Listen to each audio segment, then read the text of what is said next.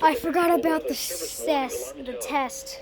During potentially I'm dangerous such an weather idiot. situations, specially equipped receivers are Turn on automatically the activated goddammit. to warn of the impending hazard. Tests of these receivers by this system are normally conducted by the National Weather Service every Wednesday between 11 a.m. and noon. When there is the threat of or existing severe weather in the area on Wednesday, weather day. The warning alarm is transmitted from our National Weather Service radio stations in North Central and Northeast Illinois will be activated for watches and/or warnings. Activated for watches and/or warnings affecting all counties in North Central and Northwest Indiana. Reception of this broadcast